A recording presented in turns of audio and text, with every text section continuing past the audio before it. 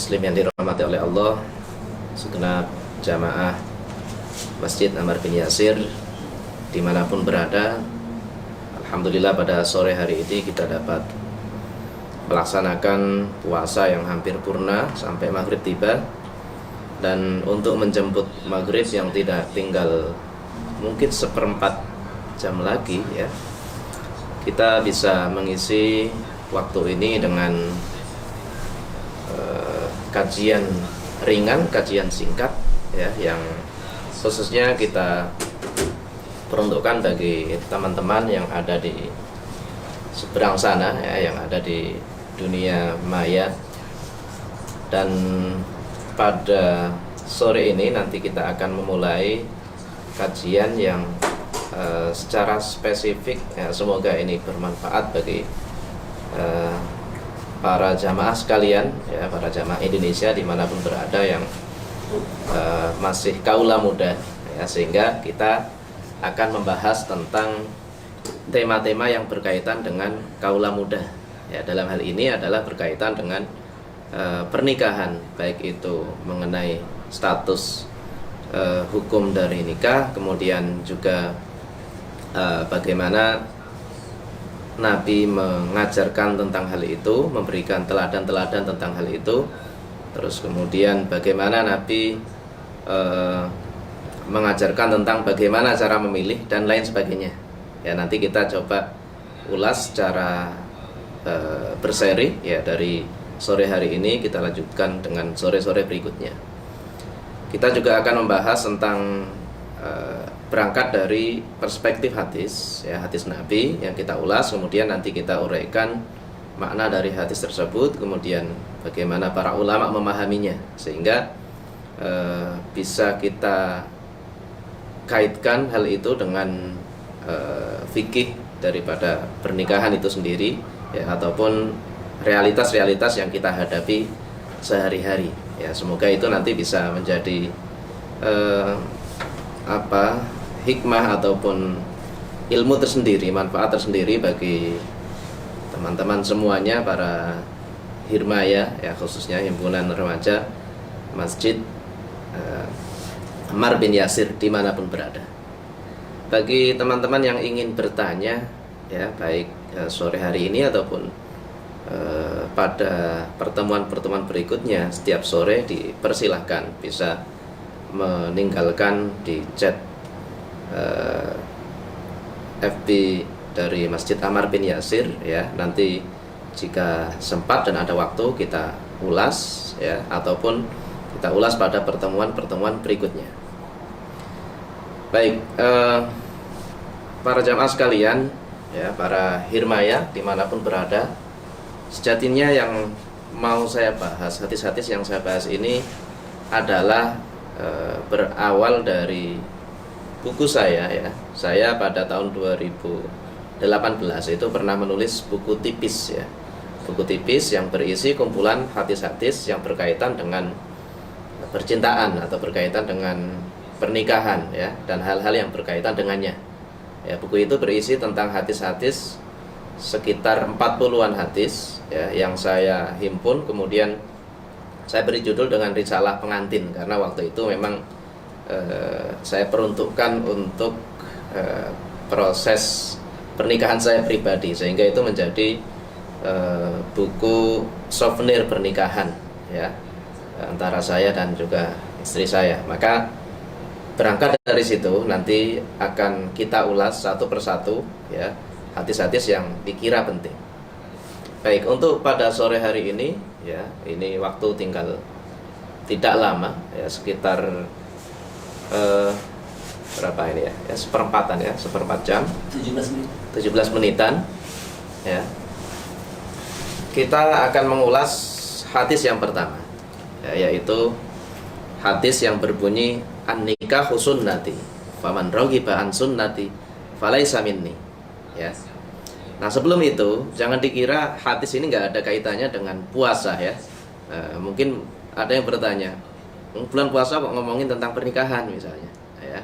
Jangan dikira nggak ada kaitannya gitu ya, antara pernikahan dan juga puasa, karena nanti akan kita temui bahwa di antara hadis yang berkaitan dengan pernikahan itu juga ada kaitannya dengan puasa, ya, yang mungkin pernah didengar misalnya, ya, barang siapa yang belum mampu, ya, untuk memberikan nafkah lahir batin, maka hendaknya dia berpuasa karena itu bisa menjadi benteng dari dia. Nah, itu berkaitan dengan puasa, ya, meskipun puasa di situ tidak spesifik puasa bulan Ramadan. Baik, kembali lagi hadis yang tadi yang saya sebutkan, an-nikahu sunnati faman lam ya'mal bi sunnati falaysa minni. Dalam riwayat yang lain berbunyi an-nikahu sunnati faman raghiba an sunnati falaysa minni. Hadis ini sangat terkenal sekali, ya, orang-orang yang berbicara tentang pernikahan selalu mengaitkan atau membacakan hadis ini. Bahkan ada yang merubah hurufnya gitu, ya. Yang awalnya an-nikahu sunnati, ya, sin nun ta ya, kemudian dibaca an-nikahu santai, ya, bukan sunnati tapi an-nikahu santai gitu. Padahal yang benar itu an-nikahu sunnati. Yang kalau kita artikan, ya, hadis ini riwayat dari Aisyah radhiyallahu anhu, istri Nabi, dan hadis ini dapat kita temukan dalam beberapa kitab hadis. Meskipun beberapa ulama menganggap hadis ini lemah, tapi meskipun lemah karena ini hanya berkaitan dengan bukan ibadah yang prinsip, ya, dan didukung dengan hadis-hadis yang lain, maka hadis ini masih bisa kita amalkan. Bahwa nikah itu adalah sunnahku, kata Nabi, ya, nikah adalah sunnahku. Pernikahan yang kita kenal dengan akad, ya, akad nikah, pertemuan dua orang, laki-laki dan perempuan yang saling cocok, saling melengkapi, yang memutuskan untuk nikah kemudian diakati, ya, itu merupakan sunnah Nabi, ya, sunnah Nabi, sunnahku atau sunnah Nabi. Sunnah Nabi di sini dapat kita artikan, kita pahami sebagai jalannya Nabi. Maksudnya sebagai perilaku Nabi, apa yang pernah dicontohkan oleh Nabi. Kita tahu bahwa Nabi kita itu juga menikah, gitu. Sehingga nikah itu adalah bagian dari sunnah beliau, gitu, ya. Tingkah laku beliau, teladan beliau, gitu. Ya, sehingga dari sini nikah ini jangan kemudian kata sunnah di sini dipahami dalam artian sunnah secara hukum, ya, yang kita kenal dengan wajib. Kemudian sunnah ada mubah, makruh, dan haram, gitu. Tapi di sini lebih umum, gitu, ya. Meskipun nanti arahnya juga ke hukum sunnah yang kita kenal selama ini, yang kalau kita lakukan itu berpahala, yang kalau kita tinggalkan maka tidak apa-apa, gitu. Tapi di sini kata-kata an-nikahu sunnati itu dimaksudkan bahwa nikah itu adalah salah satu jalan Nabi, ya, jalan yang pernah ditempuh oleh Nabi, yang pernah diteladankan oleh Nabi, gitu, ya. Sehingga Nabi kita itu adalah Nabi yang memang menempuh jalan tersebut, ya. Nabi bukan orang yang istilahnya uzzab. Uzzab itu yang jomblo, ya, yang jomblo yang tidak pernah menikah. Tetapi Nabi kita, Nabi Muhammad itu adalah sosok yang pernah melakukan pernikahan, gitu, ya, kepada istri beliau. Itu maka karena nikah itu adalah jalan Nabi atau sunnah Nabi, sehingga lanjutan hadis tersebut, faman lam ya'mal bi sunnati falaysa minni. Dalam riwayat yang lain, faman raghiba an sunnati falaysa minni. Maka barang siapa yang tidak melakukan, artinya dia tidak mau atau tidak tidak menikah, gitu, ya, falaysa minni, maka dia tidak termasuk golongan yang mengikuti sunnahku, ya. Dia tidak masuk dalam golongan yang mengikuti jejak Nabi, gitu. Sebenarnya tidak mengikuti jejak Nabi dalam posisi ini bukan berarti kemudian langsung dosa. Karena nanti begini, hukum nikah itu memang dari hadis ini dan juga didukung oleh hadis-hadis yang lain. Nikah itu memang secara umum sunnah hukumnya. Tetapi kesunahan nikah ini nanti tidak mutlak, karena dia punya punya turunan yang itu melihat kondisi masing-masing. gitu. Tidak serta-merta kemudian orang itu harus nikah gitu ya. Itu enggak demikian. Ya, tetapi ada kondisi-kondisi yang memang dalam kondisi normal itu sunnah. Artinya dalam kondisi misalnya dia mampu, ya, dia orang yang cukup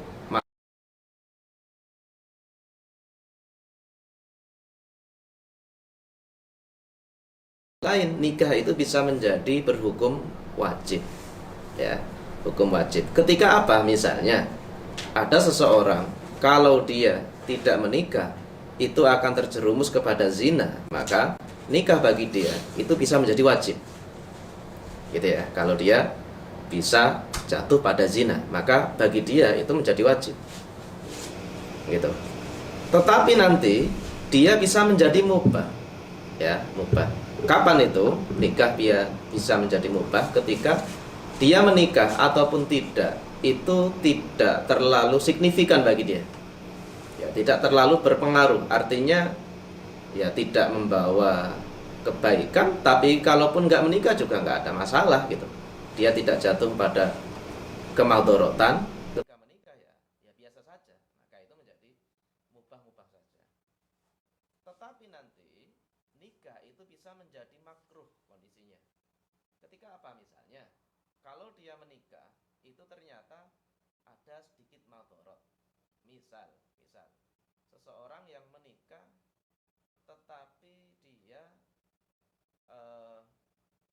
misalnya akan berpotensi untuk melakukan tindak kekerasan misalnya, ya, tindak kekerasan, gitu.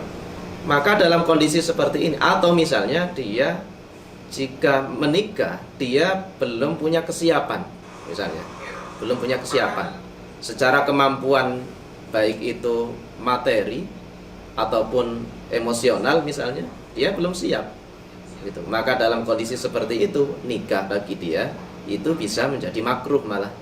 Kenapa? Karena kesiapan dia belum, gitu. Dan yang terakhir itu bisa menjadi haram. Ketika apa? Misalnya ketika kalau dia menikah, dia bisa berbuat kekerasan kepada istrinya, dan itu ditunjukkan dengan banyak bukti, banyak hal. Misalnya itu ada potensi mengarah ke sana, dan hampir pasti kalau dia menikah nanti bisa mendolimi istrinya. Maka dalam kondisi seperti itu malah justru menjadi haram. Tidak lagi sunnah, tidak lagi wajib, tidak lagi makruh ataupun mubah, tapi haram. Tetapi kembali lagi, seseorang dalam kondisi normal dia mampu, ya, dia layak, ya, secara fisik, ya, secara materi, secara lahir dan batin dia memungkinkan dan mampu, maka dalam kondisi itu ya dia disunnahkan untuk melakukan pernikahan, ya, dengan lawan jenis, ya, karena itu lebih baik, ya. Itu adalah hukum daripada nikah, ya, yang merupakan sunnah Nabi atau jalan hidup daripada Nabi kita, Nabi Muhammad SAW. Oleh karena itu, karena ini menjadi jalannya Nabi kita, kita sebagai umatnya, jika kita memang mengaku sebagai umat yang ingin menirunya, gitu, maka kita pun juga harus menikah, ya.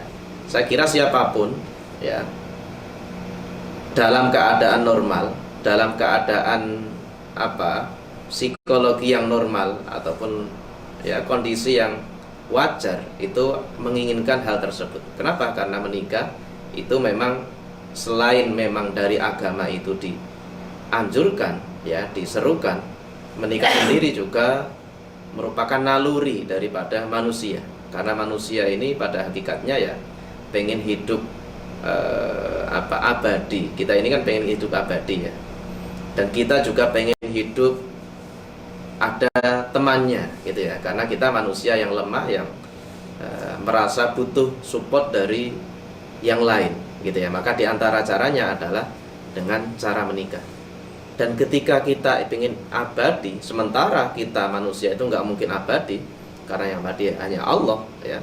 Maka cara kita mengabadikan diri itu jalannya adalah dengan menikah, Karena dengan menikah nanti dia punya keturunan. Nah, keturunan generasi inilah yang akan mengabadikan dirinya ya dalam generasi-generasi berikutnya. Itulah naruli manusia. Sehingga dari sini seruan agama ya untuk menikah ini sejalan dengan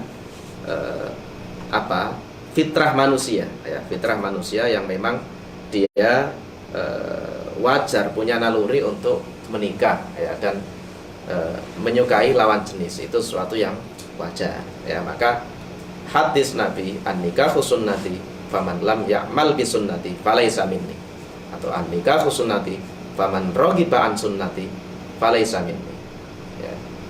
Itu baik. Para jamaah sekalian, para hirmaya dimanapun berada, mungkin kemudian terbersit ya, atau pernah mendengar, lalu bagaimana itu? Ada orang-orang yang tidak menikah, ada bahkan ulama-ulama yang tidak menikah ya. Saya kasih contoh, misalnya ada ulama di kalangan mazhab Syafi'i yang kita kenal hebat ya, beliau seorang mujtahid dalam mazhab Syafi'i, namanya Imam Nawawi. Imam Nawawi ini yang menulis kitab Arba'in Nawawi yang berisi 40-an hadis tentang agama Islam ya, tentang pokok-pokok agama Islam. Nah, Imam Nawawi ini dikenal sebagai orang yang tidak menikah ya. Padahal secara umur ya, secara kemampuan saya kira ya beliau sangat mampu gitu. Nah, terkait hal ini, atau juga nanti ulama-ulama lain ada ya. Terkait hal ini ada seorang ulama di Saudi Arabia yang menulis satu kitab judulnya Al-Uzzab ya, kalau diartiin itu para jomblo ya, alladzina asarul ilma ala zawaj, yang mendahulukan mencari ilmu atau ilmu daripada menikah ya. Itu Syekh Abdul Fattah Abu Ghuddah menulis kitab tersebut. Nah, kitab ini kitab yang menarik, yang berisi dengan biografi atau beberapa ulama yang melakukan jalan jomblo ya, jalan jomblo. Sehingga kitab ini kemudian di Indonesia itu diantaranya diterjemahkan oleh Kiai Husain Muhammad dari Cirebon dalam satu buku yang beliau beri judul Memilih Jomblo ya. Di situ disimpulkan dalam buku itu bahwa tidak menikah ya, tidak menikah, dalam kata pengantarnya kalau nggak salah, tidak menikah itu berat sebenarnya ya, tidak menikah. Kenapa? Karena orang ini nanti pada akhirnya kita satu persatu itu kan ya akan mengalami masa tua ya, masa tua, masa dimana kita sudah tidak kuat lagi. Kita akan mengalami masa dimana kita harus hidup secara mandiri ya, sementara kita ini manusia yang berjiwa sosial, yang membutuhkan orang lain gitu. Sehingga dari situ kita ini ya memang butuh yang lain gitu, butuh pendamping, butuh ada yang mensupport ya ketika di masa tua misalnya, atau kita butuh punya keturunan yang nanti di masa tua juga akan mendampingi kita gitu. Sehingga orang yang memutuskan tidak menikah itu sebenarnya berat sekali gitu ya. Tetapi lalu kemudian kenapa kok para ulama-ulama tadi yang saya contohkan itu tidak menikah? Nah, kesimpulannya karena mereka saking gandrungnya ya, saking saking cintanya pada ilmu itu sampai lupa untuk menikah gitu ya, sampai lupa untuk menikah. Padahal Imam Nawawi itu juga membahas tentang menikah gitu ya dalam kitab-kitabnya. Nah, dalam kitab-kitab fikih yang beliau tulis itu bahas tentang menikah, tapi beliau sendiri itu belum menikah. Nah, kata penulis kitab tadi ya, itu beliau berkesimpulan, oh kalau itu selain dimungkinkan alasannya adalah karena lupa menikah karena lebih memilih ilmu, di sisi lain ada satu hal atau dua hal yang kita tidak tahu, yang itu berkaitan dengan diri beliau. Bukan berarti beliau itu menolak menikah, tidak. Tetapi ada kondisi yang kita tidak tahu, yang itu dipilih sebagai jalan para ulama-ulama ini yang lebih memilih untuk tidak menikah, dan itu kita tidak tahu. Sehingga kita tidak boleh kemudian mencela orang-orang yang lebih memilih jalan itu, karena kita pun tidak tahu alasan-alasan dari beliau ini ya. Baik, semoga ini dapat menjadi pengantar ya untuk kajian kita pada sore hari ini, nanti besok dan seterusnya ya. Semoga kita dapat konsisten untuk mengkaji kalam-kalam Nabi kita ya, Nabi Muhammad SAW dalam hadis-hadisnya itu ya, sampai di akhir dari Ramadan ini. Insya Allah masih ada beberapa hadis lain yang banyak berkaitan dengan pernikahan ataupun hal-hal yang berkaitan dengan pra ataupun pasca seseorang umat Islam itu menikah. Bagaimana panduannya, bagaimana cara Nabi menasehati kita ya, nanti kita akan bahas pada waktu-waktu yang akan mendatang. Baik, karena sudah tiba waktu maghrib, maka kita cukupkan untuk pertemuan kali ini. Semoga bermanfaat dan selamat berbuka puasa. Kita akhiri kajian pada sore hari ini dengan bacaan doa kafaratul masjid bersama majelis bersama. Subhanakallahumma wa bihamdika asyhadu an la ilaha illa anta astaghfiruka wa atubu ilaik.